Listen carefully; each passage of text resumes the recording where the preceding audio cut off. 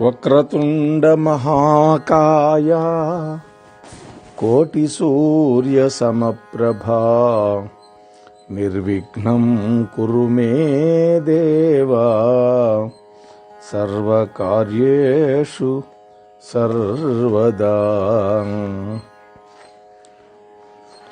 నారాయణం నమస్కృత్య నరం చైవ నరోత్తమం దేవీం సరస్వతీం వ్యాసం తతో జయముదీరయేత్.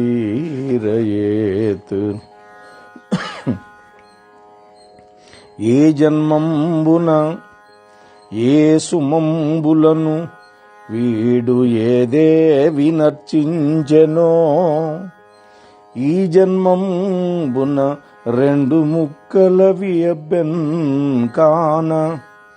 ఓ తల్లి నేను నీ మహిమావళుల్ పలికెదన్.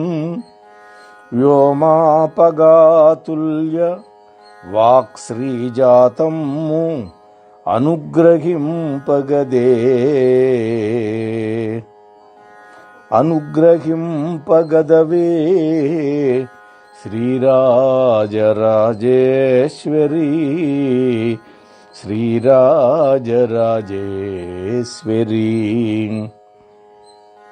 సచ్చిదానందరూపాం తాం గాయత్రీ ప్రతిపాదితాం నమామి హ్రీమయీం దేవీం ధియో నః ప్రచోదయాత్. యా దేవీ సర్వభూతేషు జ్ఞానరూపేణ సంస్థితా. నమస్తస్యై నమస్తస్యై నమస్తస్యై నమో నమః. ఆపదామపహర్తారం దాతారం సర్వసంపదాం లోకాభిరామం శ్రీరామం భూయో భూయో నమామ్యహం. శ్రీమాత్రే నమః. శ్రీ గురుభ్యో నమః. మనం గత 37 రోజులుగా అత్యంత మహిమాన్వితమైనటువంటి శ్రీమద్దేవి భాగవతాన్ని భక్తి శ్రద్ధలతోటి అనుసంధానం చేసుకుంటూ ఉన్నాం వాట్సాప్ మూలకంగా.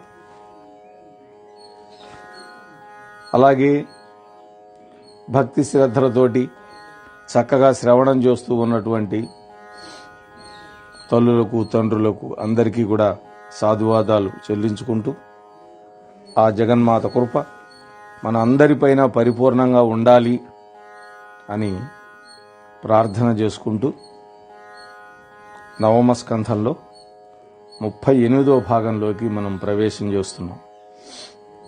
నిన్నటి రోజున మనం ఆ సావిత్రీదేవి యమధర్మరాజులకు మధ్య జరిగినటువంటి అత్యంత గహనమైనటువంటి విజ్ఞానదాయకమైనటువంటి మోక్షప్రదమైనటువంటి సంవాదాన్ని ఆలకించాం. దాని తరువాత మహాలక్ష్మి అమ్మవారి యొక్క ఆవిర్భావ ఘట్టాలు, ఆమె యొక్క వైభవాన్ని తెలుసుకునేటువంటి సందర్భంలో ఇంద్రుడు దుర్వాస మహర్షి వల్ల శాపం పొందటం, స్వర్గలక్ష్మి వైకుంఠలక్ష్మిలో లీనమైపోవడం, ఆ తరువాత ఇంద్రుడు బ్రహ్మ దగ్గరికి వెళ్ళి మొరపెట్టుకుంటే ఆ బ్రహ్మదేవుడు, శివుడు, సమస్త దేవతలు, దేవేంద్రుడు అందరూ కలిసి ఆ శ్రీకృష్ణ పరబ్రహ్మను దర్శించారు. ఆ పరబ్రహ్మను స్తోత్రం చేశారు. యావత్ వృత్తాంతాన్ని విన్నవించారు ఆయనకి. దేవతలంతా తమ గోడు వెళ్లబోసుకున్నారు ఆ స్వామి దగ్గర. అప్పుడు శ్రీ మహావిష్ణువు ఆ శ్రీకృష్ణ భగవానుడు లక్ష్మీదేవి యొక్క ప్రశంస చేస్తూ మాట్లాడుతూ ఉన్నాడు బ్రహ్మాది దేవతలతోటి. హే బ్రహ్మన్, మీరు భయపడద్దు. ఓ దేవతలారా, మీరంతా ధైర్యంగా ఉండండి. నేనుండగా మీకెందుకయ్యా భయం? మీ లక్ష్మిని మళ్లీ మీకు సమకూరుస్తాను. అయితే నా మాట కాస్త వినండి. నేను నా భక్తులకు పరాధీనుణ్ణి. స్వతంత్రత లేదు నాకు. నా భక్తులు ఎవరి మీదైనా సరే అలిగితే నేనింక వారి గృహాల్లో ఉండను. నా లక్ష్మితో సహా వెళ్ళిపోతాను. దీనికి తిరుగులేదు. దుర్వాస మహర్షి సాక్షాత్తు ఈశ్వరాంశ సముద్భవుడు. నాకు అత్యంత ఆప్తుడు, వైష్ణవుడు. అతడిచ్చిన శాప కారణంగా నేను లక్ష్మీదేవి మీ గృహాలు విడిచిపెట్టి వచ్చేశాం. శంఖధ్వని, తులసి, శివారాధన, బ్రాహ్మణ దేవతార్చన ఎక్కడైతే ఉండవో అక్కడ లక్ష్మీదేవి క్షణం కూడా ఉండదు. యత్ర శంఖధ్వనిర్నాస్తి తులసీన శివార్చనం న భోజనం చ విప్రాణాం న పద్మా తత్ర తిష్టతి. ఇది విష్ణుమూర్తి చెప్పినటువంటి మాట. కాబట్టి ప్రతి ఇంట్లో కూడా శంఖధ్వానం ఉండాలి. తులసీమాతతోటి పూజ చేయాలి. తులసీ దళాలతోటి శివుడి ఆరాధన చేయాలి. అలాగే బ్రాహ్మణులను సముచితంగా గౌరవించుకోవాలి. అలాంటి చోట లక్ష్మీదేవి ఉంటుంది. లక్ష్మీదేవి ఉన్న చోట ఆటోమేటిక్గా విష్ణుమూర్తి ఉంటాడు. ఎందుకని? విష్ణుమూర్తిని విడిచి లక్ష్మి ఉండదు, లక్ష్మిని విడిచి విష్ణువు ఉండడు. కాబట్టి నా భక్తులను నిందించిన, నన్ను నిందించిన రమాదేవికి భరించలేనటువంటి కోపం వస్తుంది. రమా అంటే లక్ష్మీదేవి. అది తనకే పరాభవంగా భావన చేస్తుంది. నా యొక్క దివ్యమైన నామాలను అమ్ముకునేవాడు, కన్యలను విక్రయించేవాడు, అతిథిని సత్కరించనటువంటి వాడు లక్ష్మీదేవి యొక్క ఆగ్రహానికి గురవుతాడు. అతడి గుమ్మం కూడా తొక్కదు లక్ష్మి. పాపాత్ముల ఇళ్లకు వెళ్ళనే వెళ్ళదు. అలాగే ఆచార భ్రష్టులు, ధర్మభ్రష్టులు అయితే వాళ్ళ గృహాల నుంచి తక్షణం వెళ్ళిపోతుంది. ఇంకా చెప్తున్నాడు లక్ష్మీదేవి ఎక్కడెక్కడ ఉండదో. మన కోసం చెప్తున్నాడు. ఇది గమనించాలి మనం. గోటితోటి గడ్డి పరకలు తుంపుతూ కొంతమంది ఉంటారు. పార్క్కి వెళ్తారు.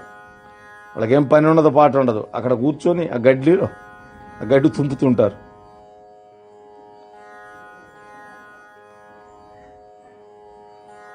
అలా నిరాశ నిస్పృహలకు లోనైనటువంటి వాళ్ళ ఇంట్లో లక్ష్మీదేవి నిలబడదు. సూర్యోదయ సమయంలో భుజించటం, పగటిపూట నిద్రపోవడం, ఇలాంటి అపరాధాలు చేస్తే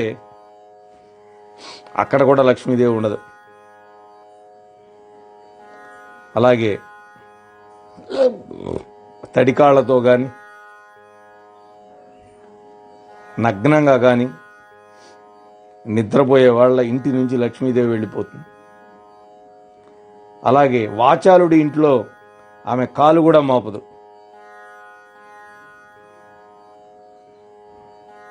కొంతమంది తొడలపై మధ్యలో వాయిస్తుంటారు. అలాగే కాళ్ళు ఊపుతుంటారు.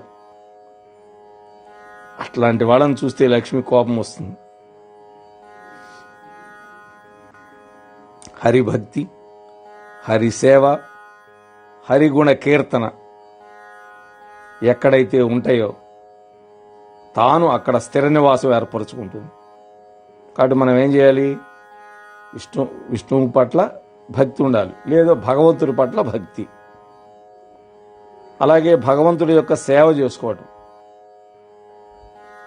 భగవంతుడి యొక్క కథలు వినడం, ఆయన యొక్క నామ సంకీర్తన చేయడం. ఇవి గనక చేస్తే లక్ష్మీదేవి విడిచిపెట్టదు మన ఇల్లు.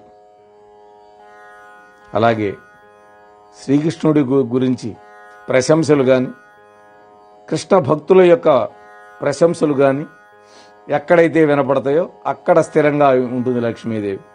అంటే భగవంతుణ్ణి ఎలా మనం కీర్తిస్తామో భగవద్భక్తులను కూడా అదే విధంగా కీర్తించాలి.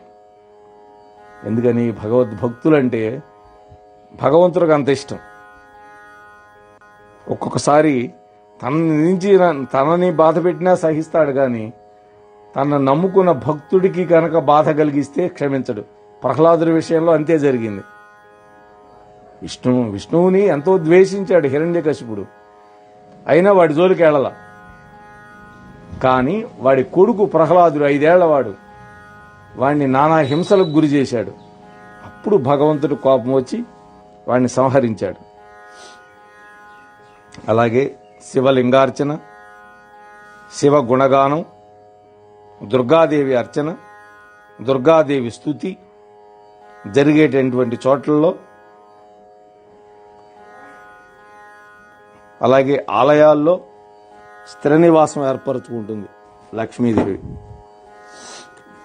ఇలా ప్రబోధించాడు శ్రీమన్నారాయణుడు. వెంటనే లక్ష్మీదేవి వైపు చూశాడు. అంటే అమ్మవారి గురించి అంత అద్భుతంగా మాట్లాడాడు, ప్రశంసించి మాట్లాడాడు, చిరునవ్వులు చిందించాడు. ఓ ప్రియా, నువ్వు కళాంశ రూపంతో క్షీరసాగరంలో జన్మించాలి అని ఆజ్ఞాపించాడు తండ్రి. కళాంశ రూపం అంటే అమ్మవారికి అనేక కళలు ఉన్నాయి, లక్ష్మీ కళలు. ఆ కళల్లో ఒక అంశతోటి పాల సముద్రం నుంచి జన్మించమన్నాడు, ఆవిర్భవించమన్నాడు. మళ్ళీ బ్రహ్మదేవుడి వైపు చూశాడు. నాయన బ్రహ్మ, క్షీరసాగరాన్ని మధించి లక్ష్మీదేవిని దేవతలకు ఇప్పించు, ఆ బాధ్యత నీదేనన్నాడు అని చెప్పి లోపలికి వెళ్ళిపోయాడు పరమాత్మ. కొంతకాలానికి దేవతలు క్షీర సముద్రం దగ్గరికి వచ్చారు. రాక్షసులను కూడా సహాయం పట్టుకొచ్చుకున్నారు, ఒక్కళ్లే చేయలేరని. మందర పర్వతాన్ని కవ్వంగా చేశారు, వాసుకుని ఆ కవ్వానికి తాడుగా పూంచారు. ఆ పర్వతాన్ని పాల సముద్రంలో పెట్టగానే బుడుంగును మునిగిపోయింది. వెంటనే దేవతలు రాక్షసులు హాహాకారాలు చేశారు. అప్పుడు విష్ణుమూర్తి ఆదికూర్మ అవతారమై ఆ పర్వతం కిందకు వెళ్ళి ఆ పర్వతాన్ని పైకి లేపాడు. అప్పుడు దేవతలు దానవులు ఇరువైపులా పట్టుకొని ఆ క్షీరసాగరాన్ని మథించారు. అందులో నుంచి హాలాహలం పుట్టింది మొదట. దాన్ని కైలాసనాథుడైనటువంటి శివుడు గ్రహించాడు, సర్వలోకాలను రక్షించాడు. దాన్ని మింగితే తన ఉదరంలో ఉన్నటువంటి 14 భువన భాండాలు దగ్ధమైపోతాయని కంఠంలో పెట్టుకొని గరళకంఠుడు, శితికంఠుడు, నీలకంఠుడైనాడు ఆయన. ఆ తరువాత ఇంకా మథనం కొనసాగించారు. అప్పుడు ధన్వంతరి వచ్చాడు, దేవవైద్యుడు. అమృతం వచ్చింది, ఉచ్చైశ్రవం వచ్చింది, చింతామణి కోరిన కోరికలని తీర్చే చింతామణి, ఐరావతం 4 దంతాల ఏనుగు, సుదర్శనం, లక్ష్మీదేవి, ఇవన్నీ కూడా అందులో నుంచి ఆవిర్భవించినాయి. అప్పుడు ఆ లక్ష్మీదేవి స్వయంగా వనమాలను తెచ్చి విష్ణుమూర్తికి అలంకరించి ఆయన్ని పతిగా పొందింది. బ్రహ్మ, ఇంద్రాది సకల దేవతలు లక్ష్మీదేవిని స్తోత్రం చేశారు. అప్పుడు ఆ తల్లి వాళ్ళ వైపు క్రీగంట చూపులు ప్రసరింపజేసింది. అమ్మవారి క్రీగంట చూపులు చాలు సకల ఐశ్వర్యాలు పొందటానికి. అందరూ కూడా మునుపుడి శోభతోటి, తేజస్సుతోటి, ఆభరణాలతోటి, వాహనాలతోటి కళకళలాడిపోయినారు. ఎందుకని అమ్మ అనుగ్రహం వాళ్ళ మీద ప్రసరించింది, శుభదృష్టులు వాళ్ళ మీద ప్రసరింపజేసింది ఆ తల్లి. వాళ్ళ గృహాల్లో మళ్లీ కళాకాంతులు వెళ్లి విరిసినాయి. ఇంద్రుడు తన అమరావతిని, స్వర్గలోకాన్ని స్వాధీనం చేసుకోగలిగాడు. నారద, ఆ సమయంలో ఇంద్రుడు చేసినటువంటి లక్ష్మీ పూజ, ధ్యానం, స్తోత్రం సవివరంగా చెబుతాను, తెలుసుకోమన్నాడు. ఇంద్రుడు శుద్ధోదకాలతో స్నానం చేశాడు, తెల్లటి వస్త్రాలు ధరించాడు, ఒక బంగారు కలశాన్ని స్థాపించి ఆ క్షీరసముద్ర తీరాన లక్ష్మీదేవిని అర్చించాడు.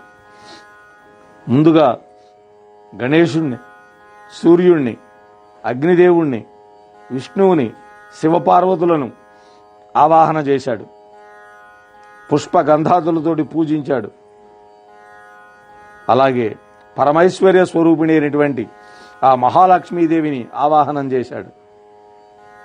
బ్రహ్మదేవుడే సాక్షాత్తు పురోహితుడై వేద మంత్రాలు చదువుతూ ఉంటే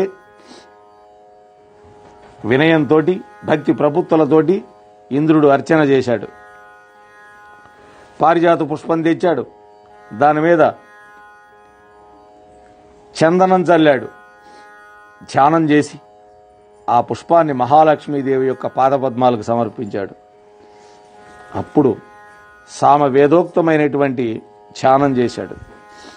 సహస్రదళ పద్మస్థకర్ణికావాసినీం పరాం శరత్పార్వణ కోటిందు ప్రభాముష్టికరాం పరాం.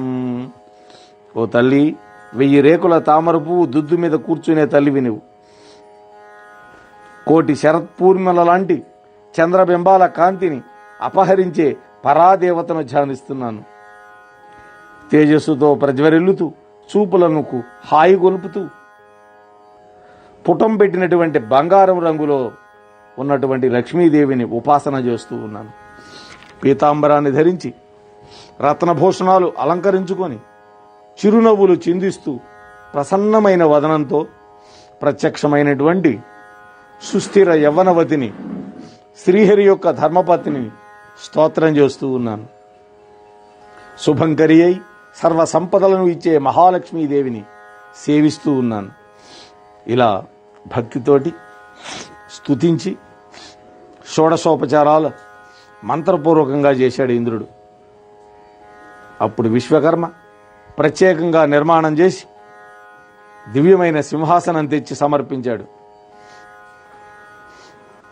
గంగాజలంతో శంఖ తీర్థాలను అర్ఘ్యపాద్యాదులుగా ఇచ్చి, ఆమలకీ ఫలయుక్తంగా, అంటే ఉసిరిక పండు, అంత గొప్పది ఉసిరిక, సుగంధి పుష్పతైలాన్ని దేహ సౌందర్యవర్ధకంగా సమర్పించి, విలువైనటువంటి పట్టుచీరలు పెట్టి, రత్నాభరణాలు ఇచ్చి, ధూపాన్ని ఆఘ్రాణింపజేసి దీపాన్ని చూపించారు. అందుకనే మనం షోడశోపచార పూజల్లో ధూపమాఘ్రాపయామి, సాక్షాత్ దీపం దర్శయామి అని మనం మంత్రాలు చెబుతాం. అలాగే తరువాత అన్నం, పాయసం, పండినటువంటి పండ్లు, కామధేనువు ఇచ్చిన పాలు, పెరుగు, వెన్న, నెయ్యి, చెరుకు, బెల్లం, అలాగే గోధుమ రవ్వ, బెల్లము, పాలు, నెయ్యి కలిపినటువంటి ఒక పొంగల్ లాంటి పదార్థం నివేదన చేశాడు. చేసి యజ్జత్ ద్రవ్యమపూర్వం చ పృథివ్యామపి దుర్లభం దేవభూషార్హభోగ్యం చ తద్ద్రవ్యం దేవీ గృహ్యతాం. ఓ పరదేవత, ఈ భూగోళంలో, ఈ స్వర్లోకంలో అపూర్వము, దుర్లభము, భోగార్హము అయినటువంటి ప్రతి ఒక్క ద్రవ్యాన్ని నీకు కానుకగా, పూజా వస్తువులుగా, నైవేద్యంగా సమర్పిస్తున్నాను, దయతో స్వీకరించు అన్నాడు. ఇలా షోడశోపచార పూజలు చేసి ఆ మహాలక్ష్మి మూలమంత్రాన్ని 10 లక్షలు జపించాడు. దానితో మంత్రసిద్ధి అయింది. లక్ష్మీ మాయ కామవాణి బీజాక్షరపూర్వకంగా కమలవాసిన్యై స్వాహ, ఇది అమ్మవారి మంత్రం. ఓం హ్రీం క్లీం కమలావాసిన్యై స్వాహ, ఇది వేదోక్తమైనటువంటి మంత్రరాజం. పూర్వం కుబేరుడు, దక్షుడు, సావర్ణీమనువు, మంగళుడు, ప్రియవ్రతుడు, ఉత్తానపాదుడు వీళ్ళందరూ కూడా ఈ మహామంత్రాన్ని ఉపాసించి అనుగ్రహాన్ని, సిద్ధిని పొందారు. మంత్రం సిద్ధించడంతోనే మహాలక్ష్మి నిజస్వరూపంతో దేవేంద్రుడికి దర్శనమిచ్చింది. అప్పుడు ఆ పురంధరుడికి కళ్ళు చెమ్మగిలినాయి. చెప్పాగా మీకు, వైవస్వత మనమంత్రంలో ఇంద్రుడి పేరు పురంధరుడు. ఆయన తనువు పులకించిపోయింది. బ్రహ్మదేవుడు ఉపదేశించిన వేదోక్తమైనటువంటి స్తోత్ర రత్నాన్ని అనర్గళంగా పఠించాడు. ఏమని? నమః కమలవాసిన్యై నారాయణాయై నమో నమః కృష్ణప్రియాయై సతతం మహాలక్ష్మ్యై నమో నమః పద్మపత్రేక్షణాయై చ పద్మాస్యాయై నమో నమః పద్మాసనాయై పద్మిన్యై వైష్ణవ్యై చ నమో నమః సర్వసంపత్స్వరూపిణ్యై సర్వారాధ్యాయై నమో నమః హరిభక్తి ప్రదాత్ర్యై చ హర్షదాత్ర్యై నమో నమః కృష్ణవక్షస్థలస్థితాయై చ కృష్ణేశాయై నమో నమః చంద్రశోభా స్వరూపాయై రత్నపద్మే చ శోభయే శోభనే సంపత్వధిష్టాతృదేవ్యై మహాదేవ్యై నమో నమః నమో బుద్ధిస్వరూపాయై బుద్ధిదాయై నమో నమః. ఇది అద్భుతమైనటువంటి స్తోత్రం, లక్ష్మీదేవి యొక్క స్తోత్రం. ఆ లక్ష్మీదేవి యొక్క స్తోత్రాన్ని దేవేంద్రుడు అత్యంత భక్తి శ్రద్ధలతోటి పఠించాడు.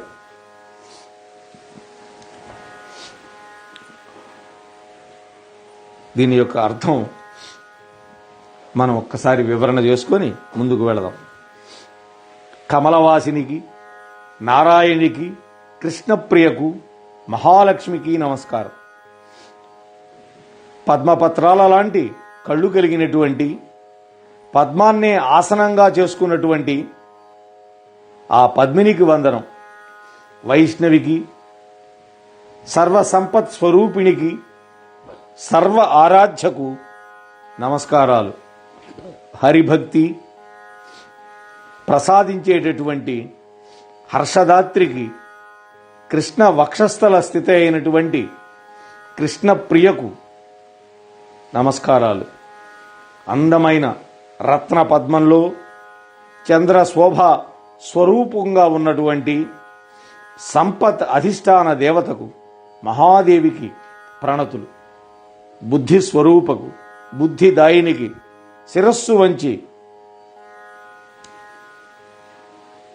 రెండు చేతులు నుదుటన చేర్చి నమస్కరిస్తూ ఉన్నాను. వైకుంఠంలో మహాలక్ష్మి నీవు, క్షీరసాగరంలో మాయాలక్ష్మివి, అమరావతిలో స్వర్గలక్ష్మివి, మహారాజులకు రాజ్యలక్ష్మివి, ఇంటింటా గృహలక్ష్మివి, సాగరంలో కామధేనువుగా అవతరించావు, యజ్ఞకర్మల్లో నువ్వు దక్షిణాదేవివి, దేవమాత అదితివి నువ్వే.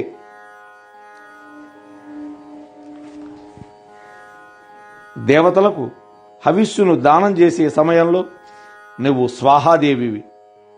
కన్యాదానంలో పితృదేవతలకు కవ్యాలను చేర్చే సమయంలో స్వధాదేవివి.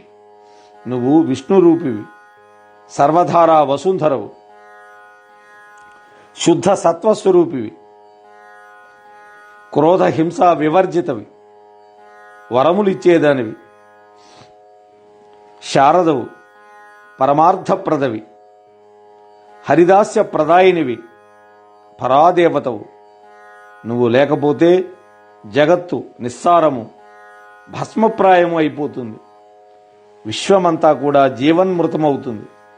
నువ్వు అందరికీ మాతృమూర్తివి, సర్వ బాంధవ స్వరూపిణివి, ధర్మార్థ కామ్య మోక్షాలకు కారణరూపివి.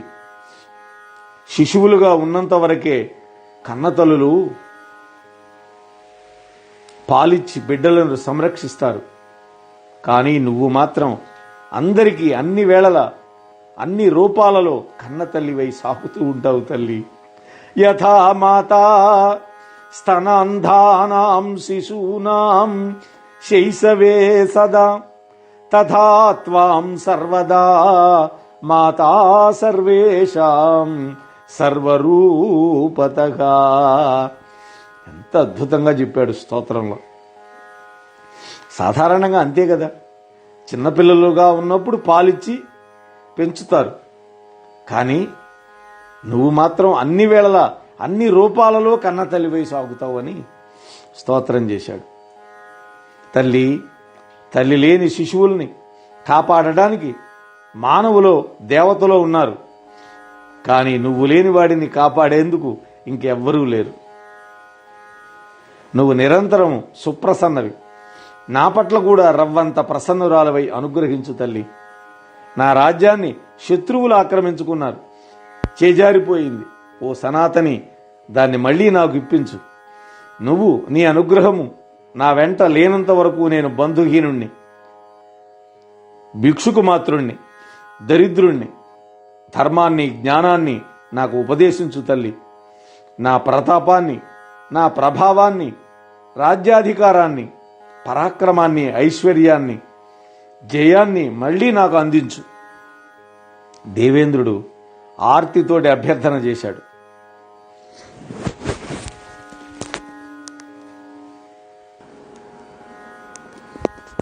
ఆ విధంగా దేవేంద్రుడు ఆర్తితోటి అమ్మవారిని అభ్యర్థించాడు.